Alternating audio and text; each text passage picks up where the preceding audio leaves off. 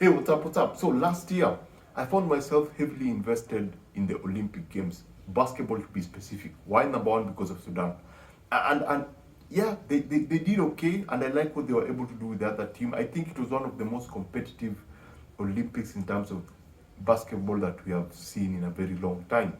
Now, in terms of the US, and this comes now into the documentary which I'm about to talk about, it's called Court of Gold.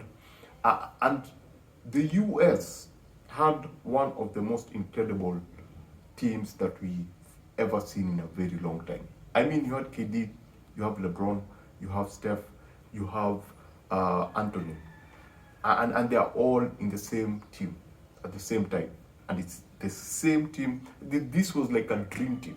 It was like the 1992 dream team where you had Jordan, Magic Johnson. You had all these high level pros coming together in the Olympics, and I think this was a moment. And I remember watching that during the Olympics and thinking to myself, Netflix need to do something about this, because it was greatness. It was a moment. You know, the way something happens and you realize that this is actually one of the biggest moments ever. Number one, the Serbia game, the Serbia versus US game. I was like, oh my gosh, the US, this incredible team is just about to lose to Serbia, but they won. And that game in itself was pretty awesome. It was really, really intense. It was one of those games that had me, you know. And then we went to the finals. The US, the first quarter, I was like, this is so underwhelming, you know. After that game with Serbia, I was like, this is France is getting a whooping. At that moment, I was thankful that it was interesting, because I didn't think France would get to the finals because of what happened in the beginning. I didn't think they had what it take to actually, stand up to America.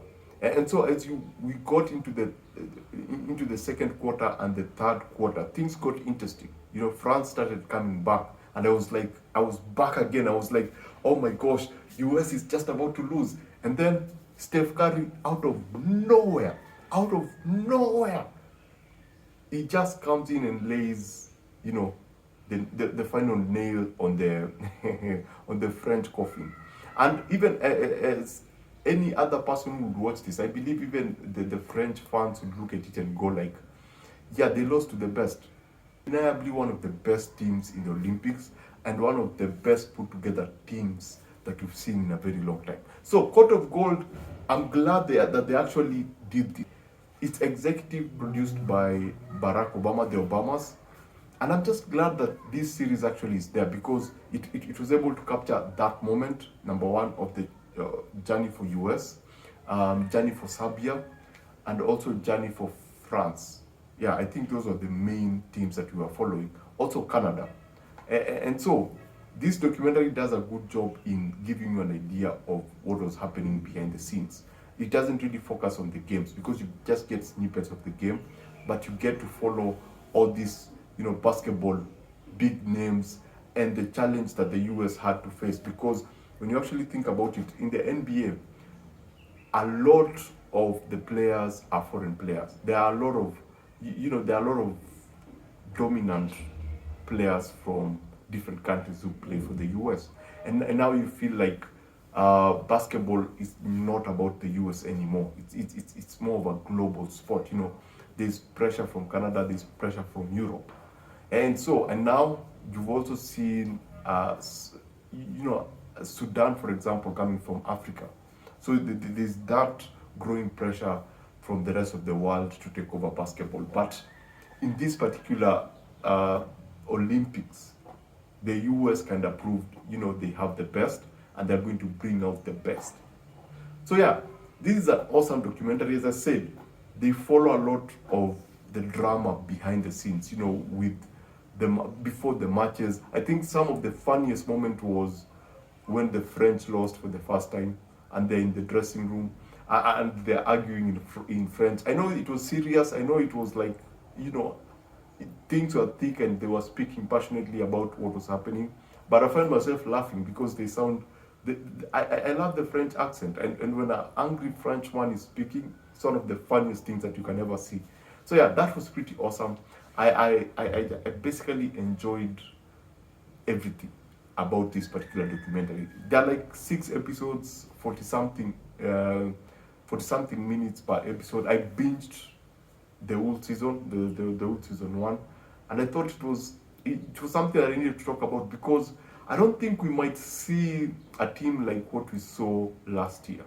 I don't think we'll see that again. I think it was just a moment like 92. It was just that sweet moment when you had LeBron, KD,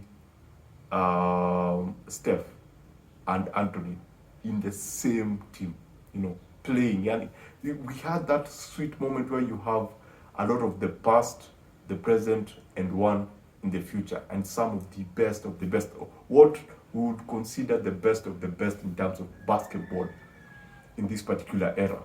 So yeah, so Court of Gold, if you see it on Netflix, give it a look. The drama is there, the emotional moments are there, the tension is there, and even if you know what happens, for example, the Serbia game, I knew exactly what was going to happen, but they give us a history of Serbia, what happened to Yugoslavia, what gold means to them. Canada, you also get an idea of what gold means to them, the personal relationships within the teams, the drive, the need to actually win.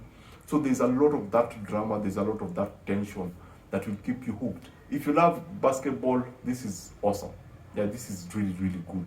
You also get some really personal moments with a lot of basketball players, some that we know, Akina KD, and others that are not like super big names but are essential in the team.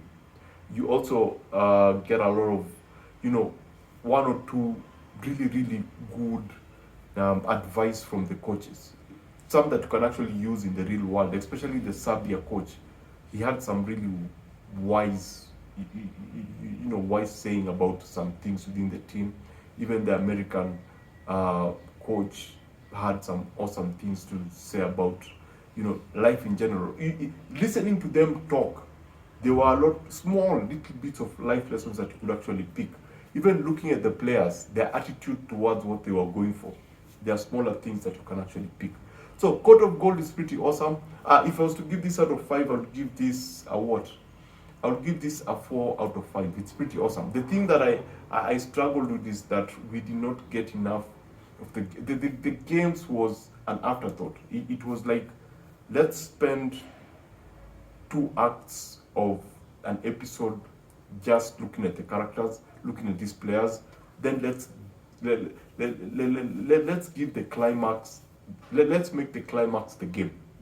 So you get just snippets of the game, and then you get the third quarter, the fourth quarter, and then what happened in the game, and then the winner and the loser. So you don't get a lot of court action. It's there, but it's not a lot. A lot of it is around the characters and these larger than life, athletes, looking at them, and it's less of what happened in the court. Yes, you got that, but it's not as much as I would have expected. If they made it an hour and then add a bit of the matches, give us a bit more of the matches, then it will definitely be a 5 out of 5. So basically that's it. If you see this, go give it a watch. And basically that's it. Remember to always watch what you enjoy and enjoy what you watch. I shall see you on the next one. Adios.